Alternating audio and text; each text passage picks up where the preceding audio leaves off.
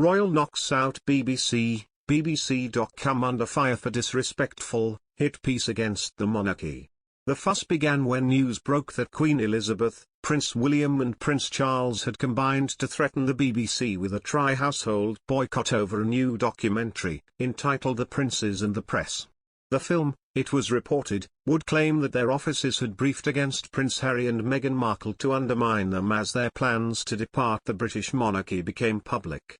The palace had used similar tactics earlier in the year to successfully get an ITV documentary, Harry and William, What Went Wrong, to withdraw a claim that William's team planted a story questioning Harry's mental health as the Sussexes' exit unfolded.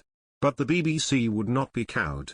The broadcast went ahead Monday night, presented by the corporation's media editor Amol Rajan, with part 2 due next Monday. The first episode did not go into detail on the allegations. The second episode follows this Monday. Neither have been seen pre-broadcast by the royals or their aides, although the BBC reportedly offered the palace a right of reply. The rumours follow the publication of an unprecedented statement from the three major royal households, Buckingham Palace, Clarence House, and Kensington Palace, denouncing the BBC documentary. It read, "A free, responsible and open press is of vital importance to a healthy democracy. However, too often it is overblown and unfounded claims from unnamed sources that are presented as facts, and it is disappointing when anyone, including the BBC, gives them credibility." In a poll of 16,523 people, a staggering 92% of voters said they valued the monarchy more than the BBC. The Princes and the Press documentary was disrespectful and shouldn't have been aired, according to complainants. The documentary was hosted by Amol Rajan, who accused the Duke of Edinburgh of being a racist buffoon and described Prince Charles as scientifically illiterate, comments which Mr. Rajan has since apologised for. Express.co.uk voters complained that the BBC has attacked the royal family over the years, making the broadcaster anti-British. Reader Mrs. Mitchell said, "Shockingly blatant attack on the monarchy with this so-called documentary. That wasn't a documentary, it was a dedicated hit piece against the monarchy. Her Majesty the Queen should not broadcast her Christmas Day speech on the BBC."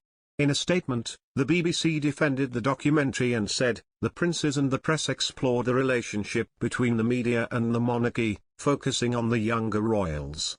It included interviews with a range of print and broadcast reporters who follow the royals closely." The statement added, "We conducted more than 80 hours of interviews and sought views from a wide variety of contributors. This included approaches to Buckingham Palace, Kensington Palace and Clarence House for comment or for a representative to be interviewed for this series. A joint statement issued by them was included in both programs." Another reader going by Good Idea 00 said, "In my opinion the BBC has been dishonest and abusive towards the royal family. The BBC has lost credibility in my opinion, but above all it has lost objectivity. A journalism without objectivity ceases to be journalism."